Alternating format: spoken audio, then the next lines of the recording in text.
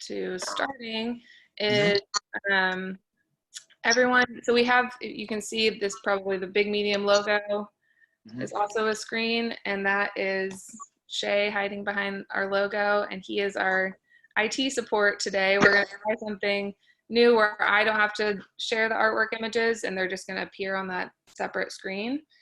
So while we're talking, you can click on the ... in the top right corner and say hide non-video participants. And that way you can just see Robert and I.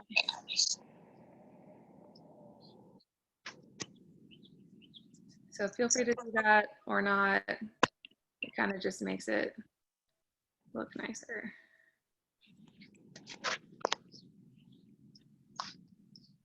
We have 15 people.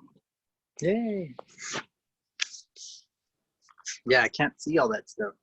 On my desktop, I can see everything all at once. Here, I have to keep fiddling with stuff, and I'm not familiar with the interface on my phone yet. I've only done Zoom once on my phone. I don't really know how to work it either. Yeah, it's kind of weird. Yeah, I was doing a Zoom happy hour with our volunteers, and I was on my phone, and I could only see the person who was speaking, which is different than this. But so I had no idea who was in the room because I couldn't see the drop down. Yeah, this is interesting. Well, we'll muddle through it.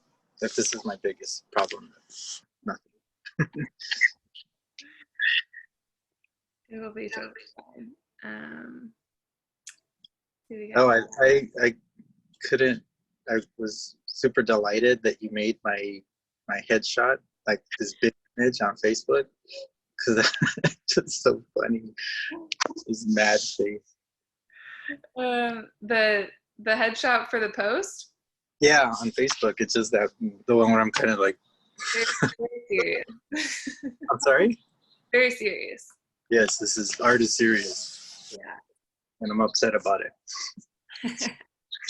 But it's so stupid. Great. Let's see. Coco says I can't see.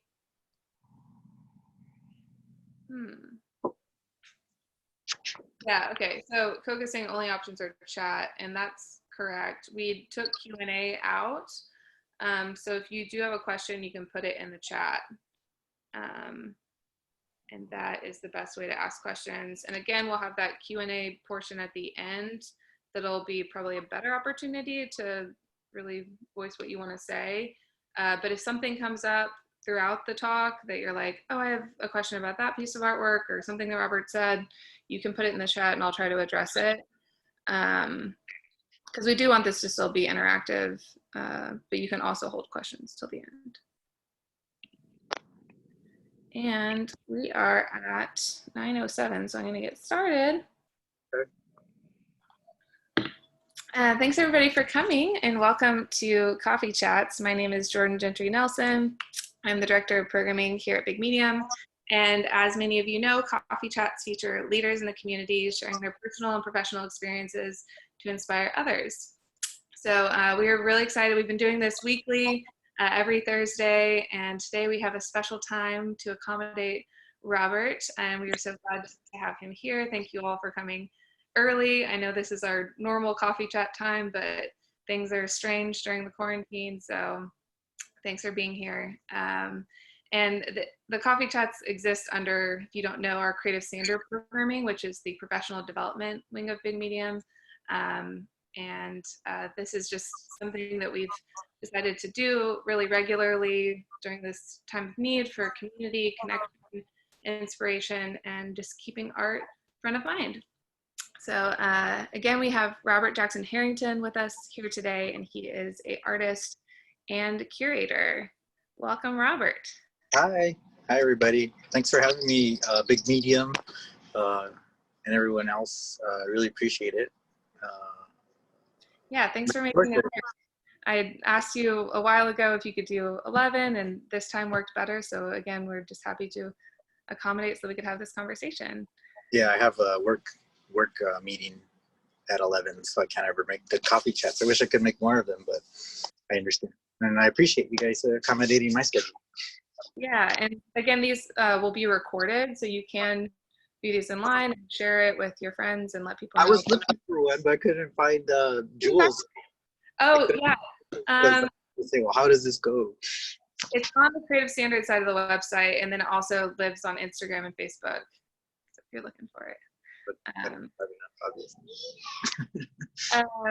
To get started, can you talk about your path to becoming an artist and the development of your arts career?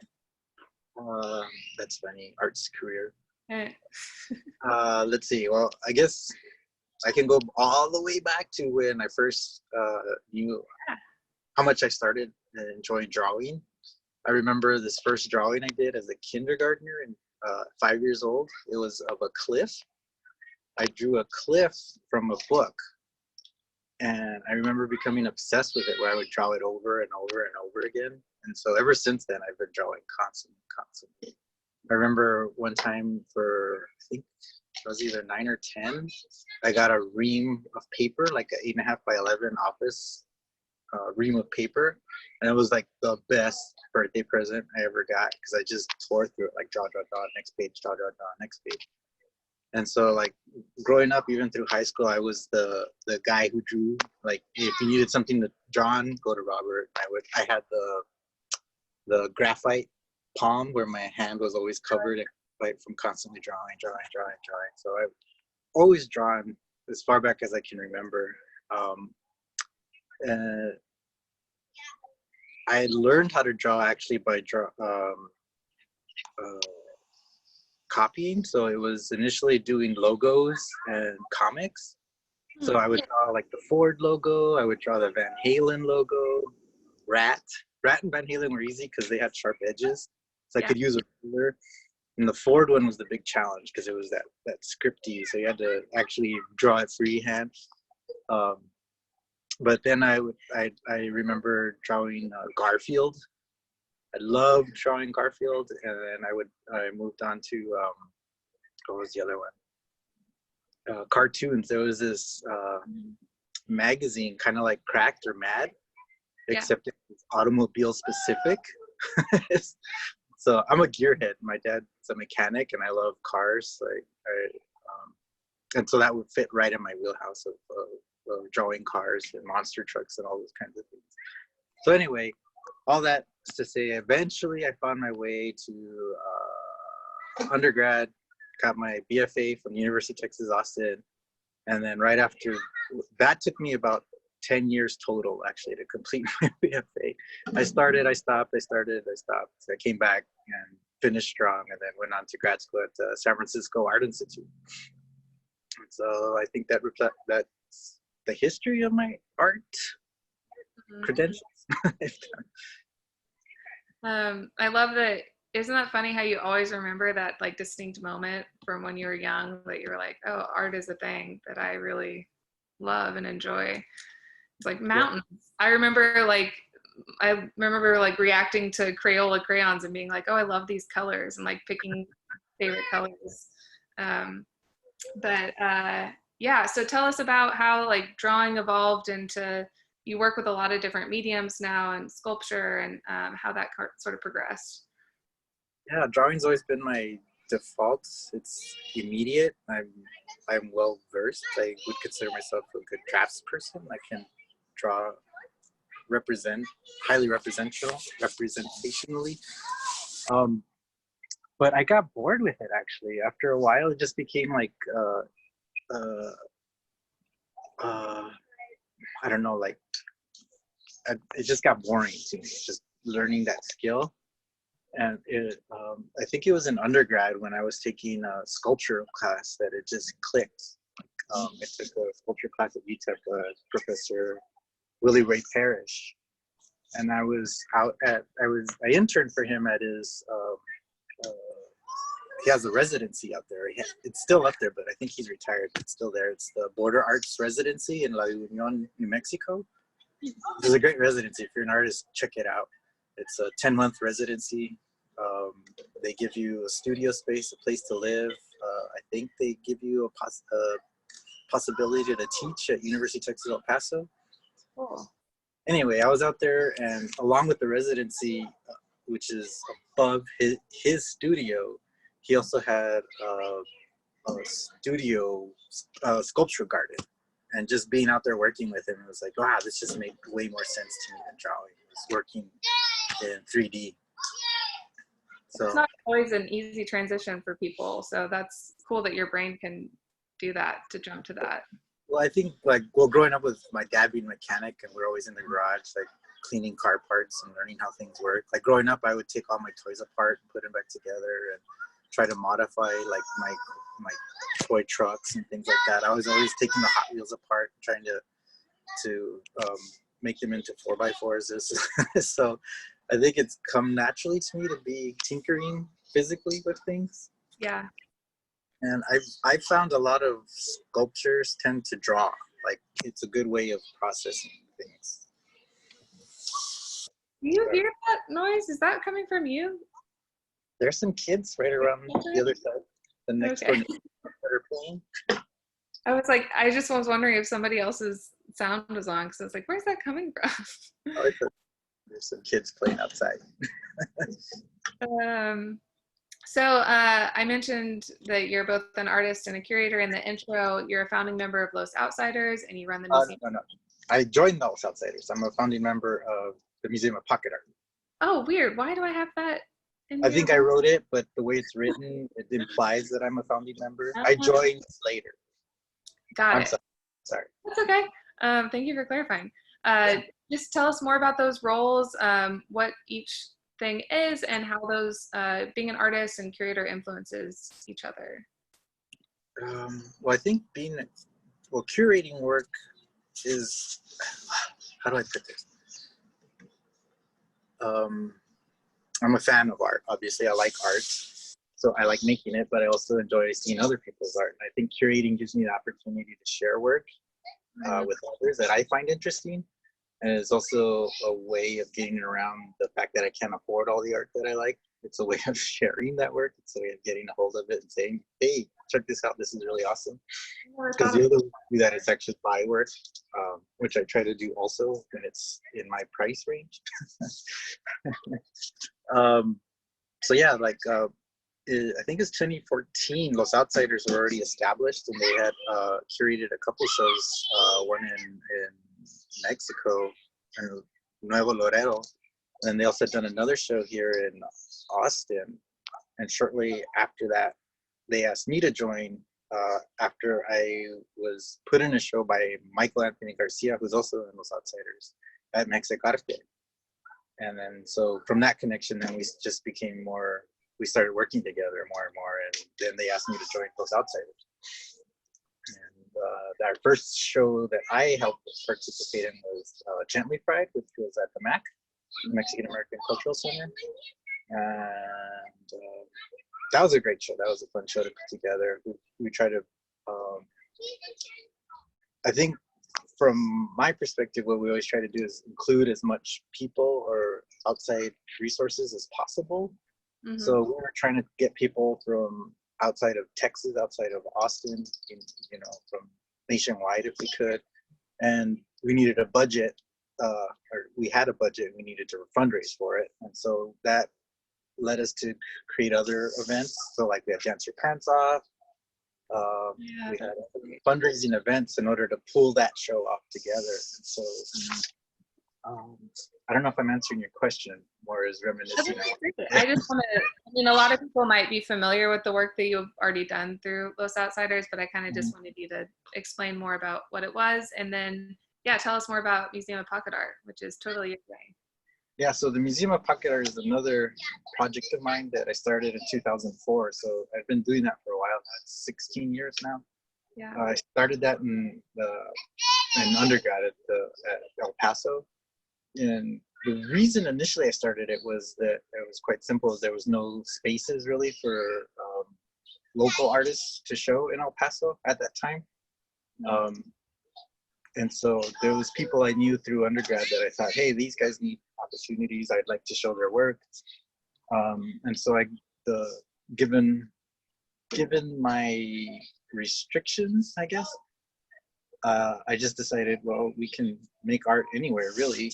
And so I created Museum of Pocket Art as a platform in order to share work of other artists who I thought needed to be shown. And so the only restriction is that the artwork has to fit in my pocket. And that's it. It needs to be small. I don't want reproductions of artwork. So I don't want you to take a photo of a painting and then shrink it down so it's wallet size or something like that. So the work needs to be specifically made for the space. And so for the last 16 years, twice a year, once in the fall, once in the spring, I host an exhibition that usually sits in my pocket. I love Museum of Pocket Art so much, and I also love that it was a reaction to a lack of space, which is really relevant for Austin. But I think now that we're experiencing the pandemic, I'm wondering if you've thought about how this can continue to react to the situation. Yeah, I mean, it's tricky because a big part of Museum of Pocket Art was its intimacy, with me going up to people and sharing the work, and it was a neat way of making art accessible or demystifying it. I wasn't a big institution that wasn't approachable. I actually approached you and shared work, and so now that we're huddled up in our own spaces, that's not happening anymore. And so I, like probably a lot of other institutions, are trying to figure out how to manage until there is some sort of social gathering. So we just closed Jade Walker's show, which is the last show that I showed IRL. And the next show we were supposed to schedule for was Michelle Ellsworth, who I met via Fusebox.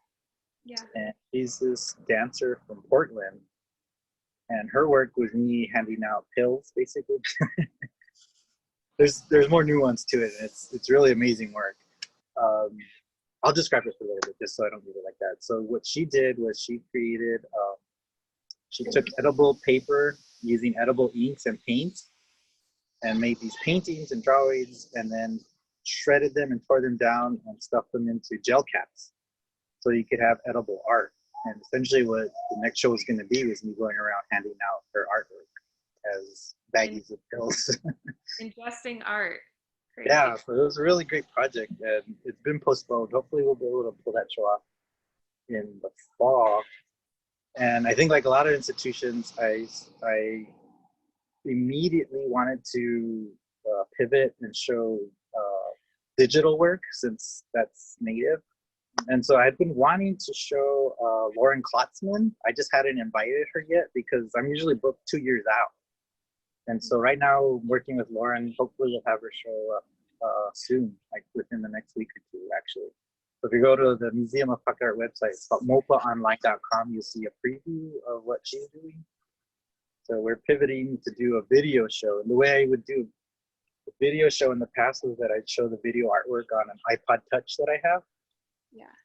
And so it's going to be a little different in that I can't, the way we did video shows in the past was that it only existed on the iPod Touch. So the only way you could see it was if you saw me. And then after the show closed, then I would post it online and you could then see the work that way. So we're going to do little snippets on Instagram Live, and then it'll also be on our website. I'll probably do another 5-minute video tour and share it with Glass Tire. Hopefully they'll post it. And yeah, so that'll be our spring show, is Lauren Klotzman. Cool. I want to share that with everyone in the chat. It's mopaonline.com, right? Correct. Yeah, and our Instagram is the Museum of Pocket Art with underscores and spaces. The Museum of... Okay. I hopefully got that right. Thank you for sharing more about that. Yeah, I was on a webinar with an organization in New York, and they were talking about like quarantine art, which is, I don't know about the terminology, but just interesting thinking about artists that maybe don't have access to their studios right now, or all their materials, that are creating smaller works or works with like Sharpie or whatever. And I was just thinking about how you're already working in this small dimension field, and how like you could potentially share works that artists are making during this time that are maybe smaller and different than their usual work. Mm-hmm. I don't know if Yeah, that's a question, but it's possible. It's I can organize the show. I don't know how easy it is to share the show. that's, It's yeah, all going to be online, and that's not really the same.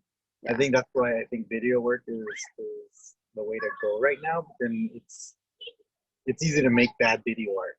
So I wanted to ask someone who I was really enjoying already. It wasn't like I was just scrambling to find a video artist. I really like Lauren's work, and totally. I think her show will fit with what I need to do right now, or what the Museum of Pocket Art needs to do.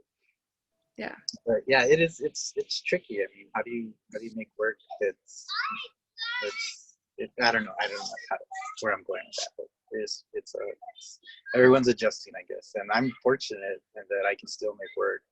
I can still do the Museum of Pocket Art. I can still do coffee chats.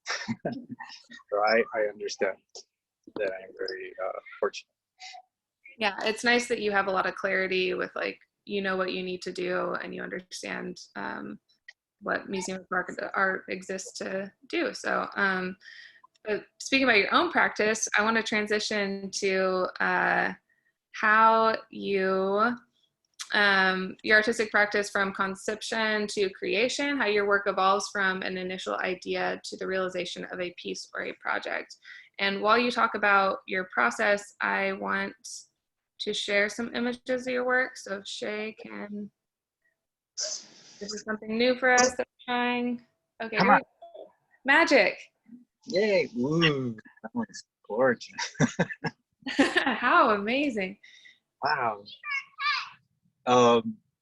So that's actually a piece that doesn't exist anymore. It was shown down in Houston at Space. What was it? It was Gallery Homeland, run by Paul Middendorf, and he changed their name to Space HL, I believe. Mm-hmm. And so Paul had liked the show I did in Houston with Bill's Jug. And so when he opened this space, he asked me, hey, you want to show? So I asked him, well, what do you want me to show? And he said, whatever you want. And I had been wanting to do a sculptural piece I hadn't had an opportunity to show a sculptural piece for a while. And so I decided, yeah, I'm going to go all out and make this guy, this bruiser. And yeah, so the way something like this works, especially since I'd never been in this space, was just, it starts off as a drawing, really a sketch of what I'm thinking of.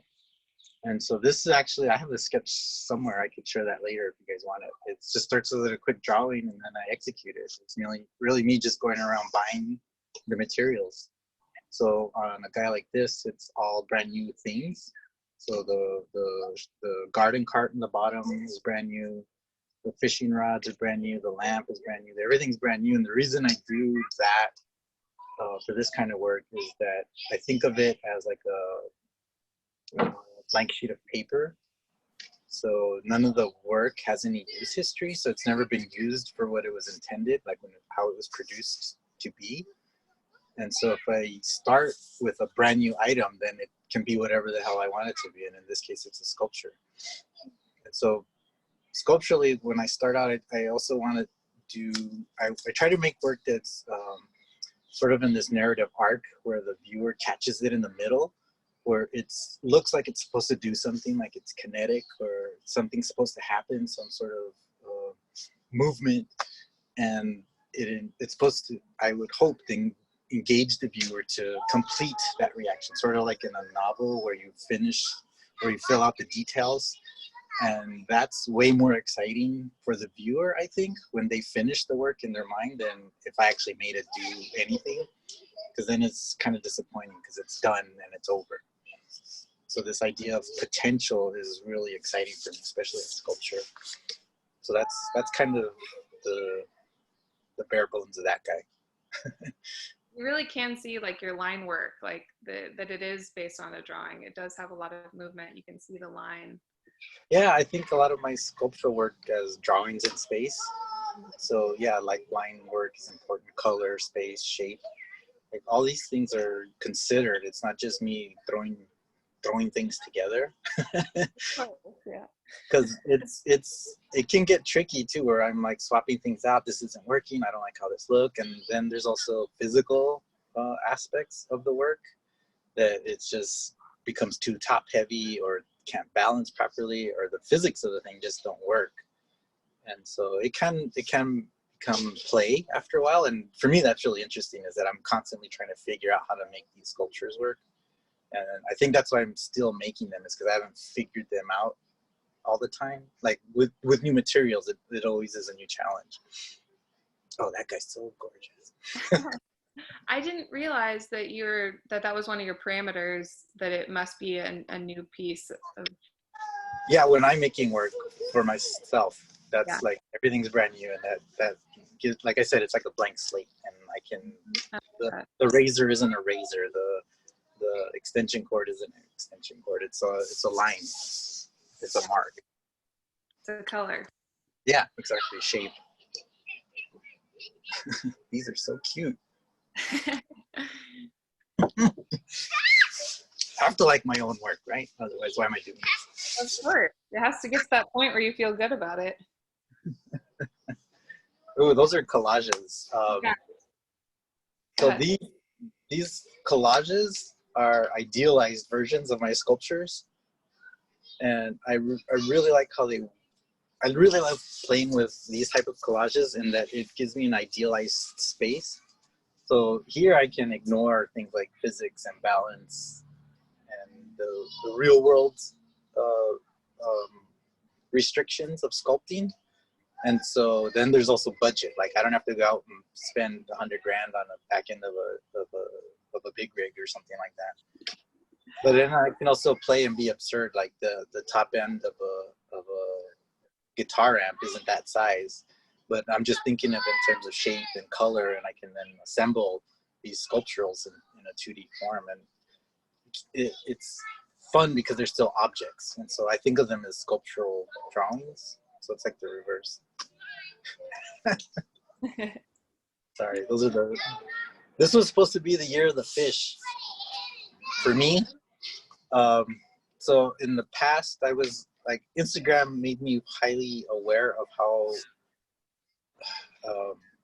so I draw every day. I'm constantly making work. And Instagram let me know that I was making a lot of different kinds of work. So I make a bunch of different stuff. And just this last year, I made over 12 bodies of work, like completely different. And the reason I was like, I gotta stop and focus on one thing and see how far I can push it and stretch it and see where it goes, because there's infinite possibilities and I can go in a million different ways. And so I'd done this one collage of fish in a little box. It was about the size of my palm. And I really loved how it came out. And then so I just started focusing on fish and kept pushing it and pushing it. They become these plant-like forms. And so now I'm incorporating all these different pottery that I'm finding online, because I'm really enjoying pots now for some reason. So I'm incorporating these fish and pots, but these are all drawings of those things. So these are really just me. How far can I push this one idea? And I was supposed to keep doing it, but then the quarantine hit, and the technique that I was using to make these works wasn't accessible to me anymore. So I had to actually put those on hold. But are digital collages? no, these last two are. The first one is a real IRL collage. Cool. But I'm actually highly adept at making stuff. I'm with Illustrator. So I would say most of my work online is false. I'm an unreliable narrator. Don't believe anything I say online. I'm not trustworthy. Got it. So these are brand new. You're looking at brand new collages that are gorgeous.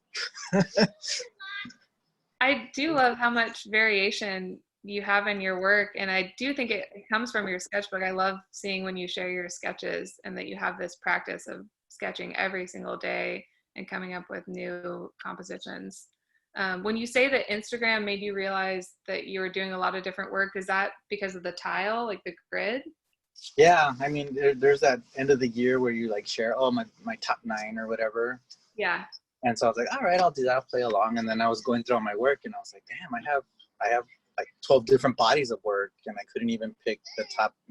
Like, I couldn't pick 9 from even one body. I was like, well, like, if I showed everything I did, I was like, I have to make a bigger grid. I have to do a 16 grid.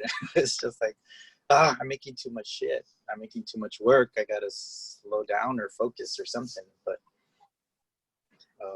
so for people who haven't experienced Museum of Pocket Art, this is how you experience Museum of Pocket Art. Yeah, I go up to people and ask them, hey, you want to go to the Museum of Pocket Art? You can leave this art exhibition right now and go to another space. Yeah, when I first started it, the first few shows, I thought it could work anywhere. So I was like at supermarkets or non-art spaces, and that doesn't go over very well. I found that people need to be in an art space or in a mindset of being ready to accept art. Like, yes, I'm going to have an art experience now. And so they're more receptive to it at art openings or art events, as opposed to me walking up to a stranger in a bowling alley or something. It doesn't work like that. That makes sense. Cool. That was fun to go through all of that. Thank you for explaining each piece. Yeah. And that's just an example, I guess. There's tons of stuff that I do. Yeah, I would love. Do you have your sketchbook with you, like at the end, maybe? No. Sorry. That's cool. Well, that's the thing, is that it's not, when I say draw every day, it doesn't mean pencil to paper. For me, I think artists are like lawyers in that we use language and how we define things in order to win our arguments. So for me, drawing isn't just necessarily pencil to paper. It's just an arrangement, like how I arrange things. And so a lot of the work I do actually is on my computer. So I'll be drawing all the time on my computer, and just constantly pushing new techniques or new ways of mark making. So I've actually never really kept a sketchbook. I've never had that feeling to do it, but I do draw all the time, and there'll be slips of paper all over that I'll stumble across and stick in an envelope or something, but I'm not that organized for a sketchbook, so to speak. When you say like you arrange your space, does that mean that like you arrange objects in your house and that's part of like an experience of assembling things? Yeah, I mean, I think again, for me, it's how I define art. It's just, ultimately, it's an arrangement of things. Like, I don't see a difference between an abstract painting and a hyper-realistic painting, because all it is someone moved paint around on a canvas to make it look like a thing. It's the same thing. It's just what the viewer ends up seeing is different. But ultimately, if you turn the canvas on its side and slice it, you'll see the stack of paint on canvas. So it's an arrangement of paint. I don't see the difference. Same thing with the drawing. It's an arrangement of graphite. So if I arranged rocks on a canvas, it's still a drawing. So you sort of talked about the recent body of work that you're doing right now. What's inspiring you right now? Well, like I said, this was supposed to be the year of the fish for me. And I had to put a pause on it. So I was thinking about other work that I could still make that I hadn't fully fleshed out, I guess. And so I was going back to these geometric torn paper collages that I was doing, I think a year and a half ago, maybe. And initially I called those my little indulgences. So they were like treats for myself. So, like a little chocolate that you just like, I shouldn't be eating this, but I'm going to do it anyway. So they were me exploring color and shape and just having fun with mark making again. Because sometimes with graphite drawings, they get tedious, and I was like, ugh, like I just want to finish this already, and that's not fun anymore. You're bored. Yeah, it's like I just need to finish this drawing. This is stupid. So I get bored with that, and so this is me diving back into these indulgent geometric forms and they're really fun. I mean, they're, for me to make, they're really fun, and I don't know, I'll just leave it at that. They're fun. That's great. And it does seem like you have a really good process of keeping the inspiration flowing, but what do you do when you're feeling blocked creatively? Yeah, I don't think I've ever felt, I don't know if that feeling exists. Really? Cool. Well, it's not being, I That's guess a long word. part of it's about being confident. Okay. Another part of it is this ethos, I guess, that I learned from still back at UTEP. This other professor, I think he's at San Antonio now. Is Greg Elliott. He's a sculpture professor. I think he runs UTSA now. I forget why we were talking about it, but he told me there's no failure in art. That doesn't exist. There's just unexpected outcomes. And so I was like, yeah, ever since then, I was like, yeah, of course, like that makes 100 complete sense. It's like, all right, this didn't go how I wanted it to go. What do I have? What can I do with it? Where can I push it? Where can I go with it? And so that's the thing, I think, about being blocked is they're like, why would I get blocked? Why don't I, if this isn't working, then keep pushing it, push it forward, go forward. And I had this one series that I made that was called I Shit Gold, which was just keep making the work, keep making the work, keep making the work. It's all amazing. I make amazing work. This is amazing. And it wasn't. It was actually a bunch of crap. But it was like, that's what I have to do is just keep making, keep pushing. And if I stop to get hung up on the failure or what I didn't expect it to be, then I think that's debilitating. It's like you get hung up on the wrong things. You just try to find, you actually look and sift for the good stuff. It's just reframing it. There's no failure. It's just there's a continual challenge to be creative. Yeah. I like that. Can you describe a favorite recent project or maybe like a dream project on the horizon? Oh, a dream project. A dream project would involve a ridiculous budget and a giant get that tractor finally and make that sculpture. Yeah, my dream project is this project called the Tiger Truck Sound Package, which is similar to what you saw, that first Big Bruiser sculpture, except it uses a tractor trailer as the foundation, and then it's a flatbed tractor trailer stacked with 7 John Deere Gator trucks. The Gator trucks each have a power generator strapped to the hood, similar fashion to how my artwork is.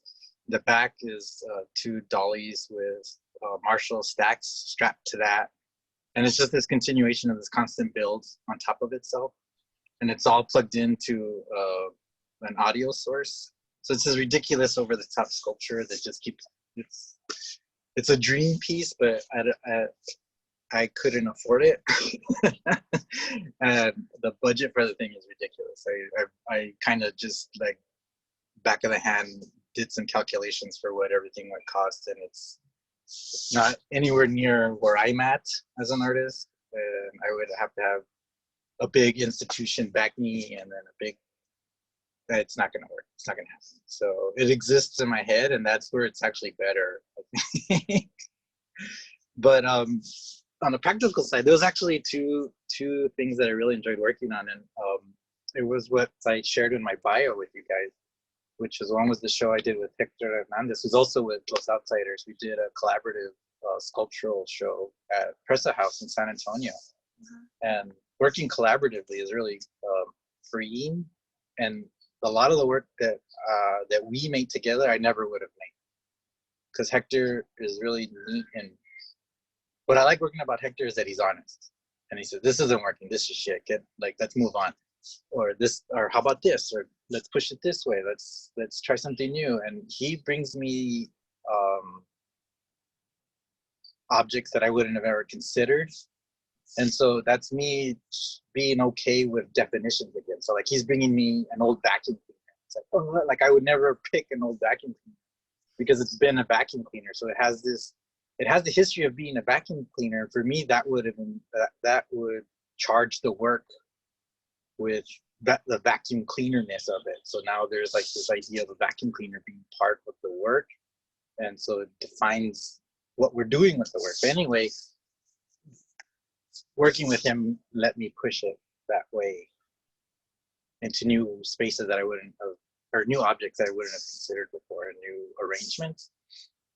And so that was one. And then also working with Paul down at Space HL, creating that sculptural work. That was fun because it was like, and it's always fun working with institutions that say, well, do what you want, have fun. I said, yeah. So then I get to play and really go for it. Because that's really fun when someone gives you opportunity with no like, oh, you know, it doesn't really work with this piece, so can you try something else? Like, that can be frustrating. Complete creative freedom, and I do think Yeah. you and Hector's work pair really well together. Yeah, I agree. We are almost to our Q&A portion, so I just am going to ask one last question that I like to end on, and that is what advice you have for other artists or arts administrators. Keep punching. Keep going, push it. Challenging, yeah. I came out of grad school in 2008. Everyone, I remember grad school thought they're going to go to New York and LA and get big time with a big gallery or something, and I came to Austin. And then the market crashed. There's maybe like 5 or 6 people from back then that are still in the art world, and you just got to keep doing it, keep pushing. If you're really an artist, you're going to keep making the work, and it doesn't matter about the market or whether or not you sell. It's about you expressing yourself. Keep pushing, keep punching, figure it out. That's I'm still making work, and I don't see myself stopping. Like I figured out how to do it without a studio, and if you really need to make work, you'll figure out a way to make work. Awesome. Yeah. That's probably some of the best advice, is just keep going. Keep punching. Yeah. Okay, Shay, are you gonna start making people visible so that we can open this up? Yes.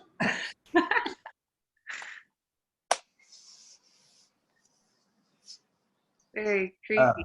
But just, so I'm going to add everyone in as basically as a panelist, and you'll rejoin the meeting. It's just going to be automatic, but you'll notice it kind of check out, and then you'll check back in. Don't be alarmed. It's gonna transition you. Yeah, again, we've never done this before, so. Will you let me know if everybody's in, I guess? Yeah, we're gonna so now I'm gonna click show non-video participants. Okay, there's people. So yeah, if y'all wanna turn your camera on, again, it's not required, but we're sort of envisioning this moment as more of a video time. Hi. Oh, look, there's Klaus. So let's see, you can go to gallery view, everyone. Yeah, I'm seeing some people. Yeah, and there's Jade and Anastasia. Hi, Court. Anastasia, still going away. Madeline, where are you at? Oh, look, you got the kiddos. Yeah, I just wanted to point out, like, this is kind of weird for me in that when I do artist talks, I want it to be, well, I know this format is different, and so we're trying to learn how to navigate it, but I've always preferred a dialogue. So I don't want people to think like I have all the answers and I'm giving them to you. It's like some sort of didactic interaction where I'm coming down from on high with all the answers. I'd rather have the dialogue where people are challenging me or asking me, because I'm probably going to learn a lot more from people than I am from doing what my opinions are. I totally agree, and that's kind of always been the idea behind Coffee Chats, was it is very much this community conversation. So, I mean, I ask very like generic questions, and I think that that's meant to inspire other people to jump off of that and say, oh, that makes me think about this, or I'm curious about this from looking at your work. So anyone, jump in. You can turn your audio off. You should be able to say unmute and ask any questions that you have.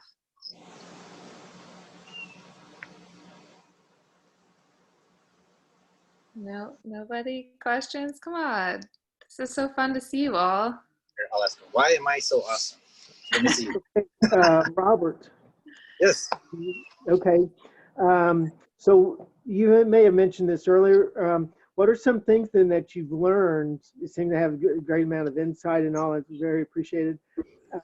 So things that you've learned that will be takeaways when we sort of get back to normal. What do you mean? Like things that I've learned now while we're in quarantine, or just overall since I've been in art? That you wouldn't have learned during these experiences that started like, you know, in April or March, and that you'll probably take with you either about your artwork, about yourself, or about marketing, or some insights that are unique that will be maybe on the other side of the quarantine. I don't know. I don't know if I've learned anything. Actually, this is probably what everyone is saying, is that I don't think there will be a normal. It's going to be a long time before we get anywhere close to a normal. I don't know where it's going. I know I've positioned myself to make work without a studio, and that's been a goal of mine since I started. Like going back to when I was in undergrad, when I was visiting my professor's sculpture ranch, I was thinking, there's no way I'm going to have a sculpture ranch when I grow up, or get out on my own. I can't see that being financially reasonable, where I can own property, where I can store my sculptures when they're not being shown. And so, much less a studio, or because I know that's a challenge, is finding space to work. And so, since the beginning, I've always made sure that I've been able to make work, limited space and funds. So a lot of my work is generated on my lap or in the space. So like the show, again, that one sculpture that we were sharing at the beginning, that started off as a little drawing about this big. And then given the space, I just get the materials and take them to the space. And so that's where the work was made without a studio. All that stuff was made without a studio. So really it's just learning how to make do with what you got. I think that's generic advice, but I think that fits for what it is right now. It's everything's new, and lean into it. They embrace it, try to push, keep punching. Hope that answered your question. Yeah, I think you were kind of uniquely prepared, like I was saying earlier, that you're already kind of working in this area that other institutions are considering now. Like, how do you work without space? I mean, again, the intimacy part of it and having that in-person connection is going to be difficult. And I agree, Yeah. normal is, who knows how the world is going to be when we return. It's not going to go back to the way that it was. Yeah, it'll take a while for things to shake out. Hey, Robert, I'm Yes. curious about, how do you see like your individual practice as a sculptor, as a drawer, as an artist, as in regard to like Los Outsiders or the curatorial projects? Do you see those as two separate entities, or do you think that of them as your artistic practice as well? And if you do, how do you incorporate that into your, like kind of your packet as an artist, or do you mention it in your statement? I'm having this real issue now. It's like I've been doing these projects that are on the side, but I've not been talking about them as my work, but they're also taking up significant amounts of time. And I'm just not sure what to do with it. You know what I mean? Yeah. Yeah, that's a great question. I compartmentalize a lot of stuff. So like the Museum of Pocket Art, I don't consider it my work. I consider it a project. So in actually just out of grad school, I started this thing called I'm a founding member of the, why am I forgetting the name of it now? Experimental Practice, the Center for Experimental Practice. And basically all that is a label. So like coming out of grad school, a lot of people were kind of concerned about being pigeonholed, or, oh, that's the Home Depot artist, or that's the abstract expressionist artist, or whatever. So then you become branded this one way. And so what the Center for Experimental Practice does is this labeling device that lets you do whatever you want. So the Museum of Pocket Art technically is a Center for Experimental Practice project. So it's like, oh, that's not a Robert Jackson Harrington thing. That's a project I did for the Center for Experimental Practice. So it's a way for me to do other things that are outside of my practice. It's a great way of organizing things. But yeah, like with Los Outsiders, I think it was funny when we were doing Gently Fried. I was really excited about placing work almost together in such a way that I was starting to become the artist as opposed to the curator. So I was even proposing overlapping works, like this work on top of another one, like physically doing that. And the guys were really great, like Hector Hyman and Michael, about no, this is their work. Like let their work. You can have them in dialogue, but you can't start creating the like new work. So yeah, it is difficult for me for that part to not be creative artistically when I'm curating. But yeah, it's for me, it's just labeling and trying to compartmentalize those things. So I do think of curatorial work as completely separate from visual art practice, and also completely separate from my graphic design work, which is how I get paid.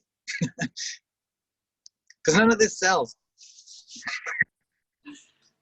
But you did talk about it as a way for you to like take things that you like. So it's still like your taste and your aesthetic that comes into your curatorial practice, obviously.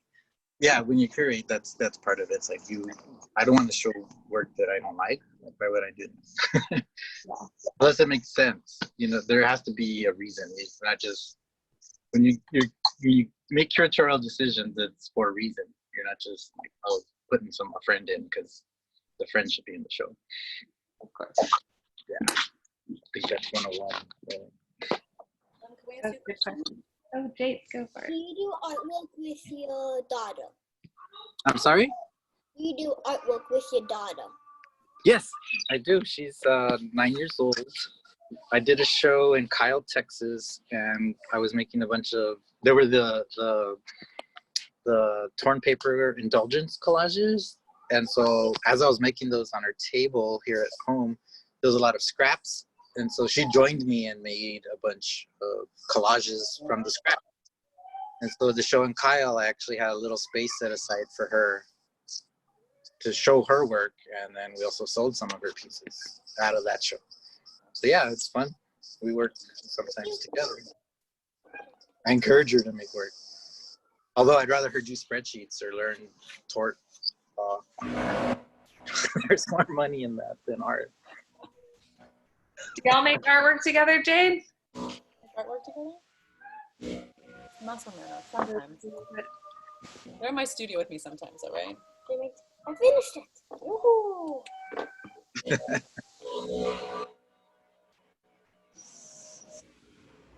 Great question. Yeah. Calder, I like your background. You just joined in video. Do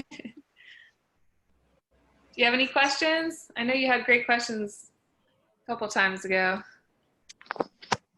Was that Jade actually? Was that Jade's children who just asked? Yeah. Okay. Oh, by the way, the Museum of Pocket, our last show was Jade Walker's show. And we just sent to press the Jade Walker catalog for that show. We should have some copies in hopefully end of this week or next week. They'll be available for me. If you want one of we only did 30, so if you want one, let me know. Would people just go to your website, or how would they? It'd probably be easiest to DM me, and then we figure out. We're selling them for $20. PayPal works for me. Can we do one more shout out on that? Because the writing was done by another person in this group right now, which is Anastasia. Oh yeah. Matter of text. That's awesome. Okay, we have about 3 more minutes for question, and then again we'll open it up for 15 minutes after this for just casual conversation. Madeline, do you have a question? I do. Robert, you post your work online a lot. What do you feel? What is the function for that for you? And do you feel that it meets a function? Yes. So I'd mentioned earlier in the talk about me being an unreliable narrator. So don't believe anything I post online, and that a lot of the work isn't real. It's all fake. And fake in that it's digital. So there's no actual object of the work. I'll leave it to you to figure out. 'Cause some of it is real, some of it isn't. And so it's for you to suss out. But yeah, I mean, so I think of my work, especially the digital work, is a lot of it is heavy. Not my work, but being online can be heavy. You know, it gets draining. And so this is how I think of the work when I'm making it. Is that so? My mom is originally from Mexico, and she migrated up north. She was from Zacatecas and lived in Juarez. My parents met in Juarez, and they moved to the U.S. and had two sisters born in Mexico, and then me and my brother were born in El Paso. So we're a true border family. And so it took a lot for her to get me to where I'm at. So it was like what she sacrificed a lot so that I could be an artist. And so for me, being an artist is really precious. It's like completely privileged and amazing that I can make drawings for people. And that's what I get to do. Like, how awesome is that? You know, that I can just create work and share that with people. So for me, on the digital platform is me giving you a little respite. Like, here's this gorgeous little drawing, or here's this amazing little sculpture to preset. And so that's what that work is doing, I think. Thank Does that you. answer your question, Madeline? Yeah, it does. Thank you. Because things get shitty.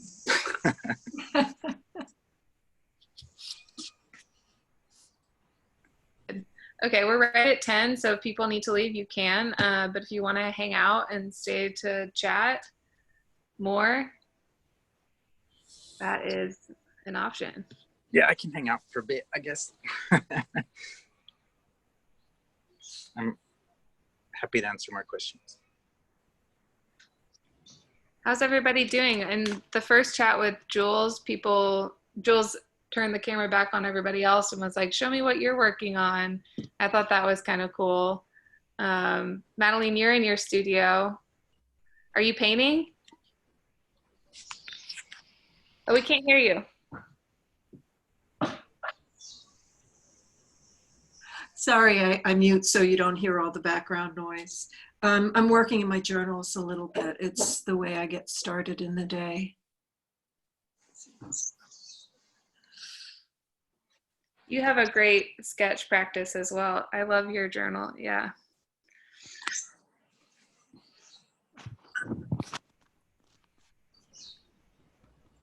I think that helps too, is to routine. Like, if you have a routine, that helps just keep with the punching, so to speak. Just keep those muscles working and moving all the time. Calder, what is your background? Is that a Zoom background or real? Okay, no, it's a Zoom background. Oh, it's artist Jody Paulson from South Africa. I'm obsessed. It's felt layered. Hi, Robert. I just wanted to see you. Say hi. Hey, I missed the lunches. We do at UT. Some of the people who work at UT, we sometimes got together to do art. The people who are artists who work at UT, we hang out. So Calder's one of them. Yeah. Adriana is Group another called. one. So we have an acronym. So you can block it off on the calendar. Practicing Artist Power Lunch. Accept my meeting request. If you work at UT, let me know. Yeah, we just hang out and talk art. Yeah, catch up. Go to one of the landmark spots. Sometimes, yeah. Good to see you, Robert. Yeah, it's good to hear you. I don't see you. I guess I don't have my settings Oh. right. Not your fault. It's because I'm on my phone and it only has so many screens and I have to scroll through everybody. Well, thank you. Thanks for coming. Yeah. Hello. I Thank just you. wanted to say thank you before I left. Thanks, Adrienne. Yeah, thanks, Robert, for all your work and doing this talk. It really helped me think about my practice. Oh, good. I'm glad to hear that. Yeah, Thanks thank for you. coming. I appreciate it. Cool. Everybody take care. You Bye, too. Calder. Calder. Bye, Robert. Thank you all. Bye, Bye now. Nadine. Thank you. Thank you, Robert. We did Bye. it. Yay. I guess people don't really want to hang out and chat. They don't know what else to say. But that was great. Thank you. Yeah, thank you. I'll send you my bank account information so you can deposit that 6-figure check. Actually, our county will reach out to you about getting you your check. Oh no, I wasn't expecting that at all. Actually, I was joking, but okay. I will not say no to money. Modest amount. We got to build slowly towards that dream project. Yeah, it would probably I would probably need a ton of assistance doing paperwork, really, because it would need in-kind donations. So I would have to contact John Deere and have them donate 7 Gator tractors and maybe some Freightliner to donate the trailer, and Marshall to donate the guitar amps. And I love that you had it that you actually did the numbers on it, that you had it ready to go, that you have it really concrete. That's awesome. well, and that's not really a real budget either. That's just if I were to go contact them and buy the thing, this is what it would cost. Hey, Seb. I see Seb. Hey, Seb. I didn't know we still had people. I guess because I hit everybody who wasn't on video. Okay. Cool. But yeah, it would cost a ridiculous amount of money to put that thing together. I think I had budget just materials cost was over $2 million. Yeah. And that's not then shipping and installing and then all the miscellaneous hardware. It's not in my wheelhouse. It's not where my practice is. I would need to hire assistants. But like I said, it works in my head, and that's where it's amazing. Seven, those John Deere Gators are not cheap. You got 7 of those. Yeah, they're crazy expensive. They're like a used car, at least I think they're $15,000-$17,000 depending on the bells and whistles. Mine would need to have the bed that tilts. Mm-hmm. My grandparents had a ranch, so I know all about that. Yeah, those are great. I love those ATV all-terrain vehicles. Mm-hmm. Yeah, I'm like I said earlier, I'm a big motorhead. I'm a gearhead. Some of my favorite Instagram accounts are auto atrocities, which are all these custom car failures. So people who've made Corvettes into station wagons and. Oh my God, that sounds amazing. Yeah. Or 4-wheel drive Rolls Royce or something. It's just this is great. Why are people making these decisions? And I love these decisions. That does sound like sculpture to me. Yeah, it totally is. It's people figuring out how to modify vehicles and why. I don't know. They're just doing it. Yeah. Sorry, go ahead. No, I was done. Jay, Robert, one time you told me about attending monster truck rallies. Yeah. That was pretty amazing, I guess, huh? Yeah, that's a story I love telling of as a child going out. Because now, it's funny though. I do watch some monster truck videos now, only in that it's how absurd it's become.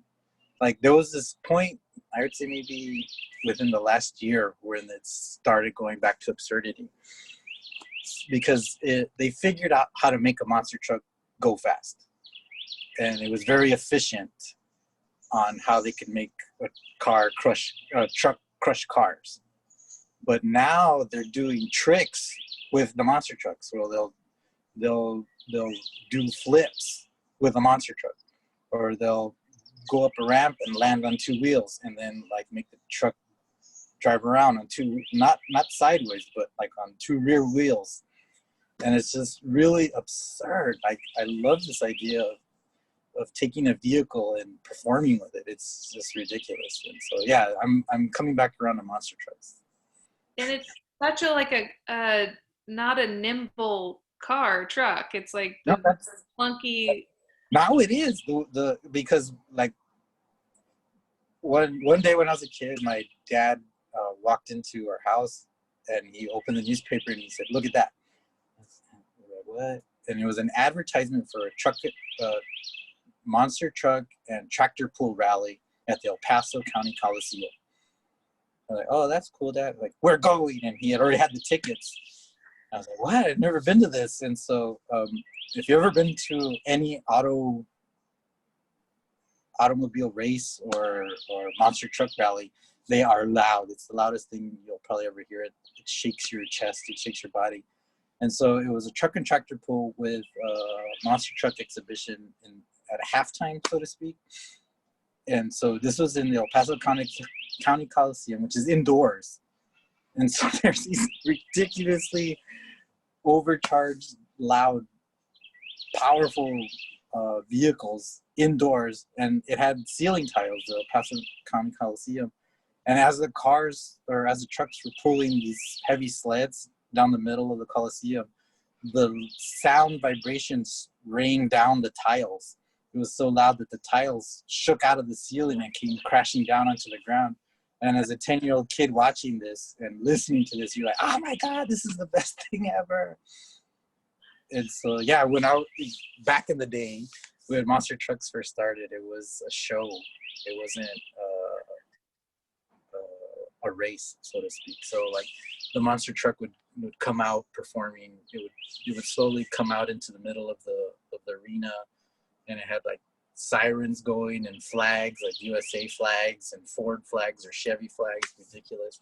And so it would lumber, because these things were like tractor parts that someone figured out how to put these giant wheels on a truck, and they were clunky, and this thing would jump up on top of just two cars, and this is all brand new, so it was amazing that you would crush cars. And then the truck would, like, the bed would tilt, and the sirens were flashing, and then the hood would tilt, and it would rev its motor, and ceiling tiles would come down. It was just like, oh my God, this was a spectacle. And it was so beautiful for me at the time. It was just an amazing thing to get into. They bring in like terrain, like dirt and terrain, and build like things for them to launch off and stuff. So they're huge, right? Yeah, now it's this giant track, and they're jumping over school buses. It's ridiculous now. And how if you just Google like monster truck rallies now, I'm sure or even on IG search monster truck, you'll find all these ridiculous performative aspect of now how monster trucks are, because they again, like I said, they figured out how to make these trucks go fast, go high, land, and still function. Like, it's ridiculous. I've only been to one. We went for Dave Culpepper's birthday several years ago at the Frank Irwin Center, and it is so absurd. The culture around it, what's happening, it's so fascinating. Yeah, it's a fun experience, but it's always been part of my DNA, I guess, from that initial experience. It was funny too, because it had a tinge of WrestleMania to it. Yeah. I still remember it from the truck and tractor pull. I don't know if you guys know what truck and tractor pulls are. Essentially what it is a truck that pulls this sled with increasing weight down a track. And the whole point of it is how much weight can this truck pull. And so it goes through stages, and a truck will pull the sled all the way down. If it can make it all the way down, it advances. They add more weight to the sled, it pull all the way down, it advances. So it's the stages of pulling heavier and heavier weight. I still remember it was Grandpa's dream. It was a black 76 Ford pickup versus Crooked Pigpen, which was a 64 baby blue Chevy pickup. And the way it went was that Grandpa's dream was the good guy and Crooked Pigpen was the bad guy. And I remember like rooting for Grandpa's dream. and being mad that Crooked Pig pinned on. I was like, this is rough. This is the worst day of my life. It's a tragedy.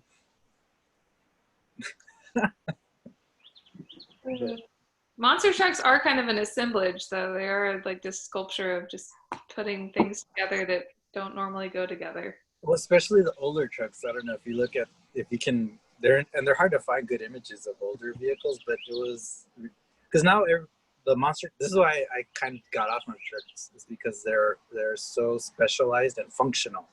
Like how the chassis is built is standard underneath all the bodies. Like if you took the body off of one monster truck, it looked the same. Every monster truck looks the same. But when it initially started, you'd find a monster truck with like 13 shocks for one wheel, and then you'd find another monster truck without. Like it would have like a semi truck undercarriage. So there were all these different ways of people figuring out how to make monster trucks, and that was exciting. Like I remember a Camaro that had a joystick as a driving. Like it didn't have a steering wheel. It used like an airplane joystick to drive this monster truck. And like that was really exciting. And yeah, sculptural. Like it was a great objects. These are great things to look at. Because chrome was big. Like I remember Godzilla was my favorite monster truck because it had 3 roll bar, all chrome, and then it had the KC lights, which were like these outdoor lights that they put on 4-wheel drives. But it had 3 rows, I think, of like 16 KC lights. It was like it was almost like a stadium light on the back end of this pickup truck, which is totally unnecessary but amazing to look at. Well, it's 10:15 now, but it's been so cool learning about like your background and your interests, and I can really see how that plays into your artwork. So thanks again for doing this. Yeah, you're welcome. It's a treat and a privilege to get to share what I do. Thank you. Cool. Everyone be well, stay safe and healthy, and we'll see you next week. Bye, guys. Bye, everyone. Thanks again. Thanks for everyone for coming.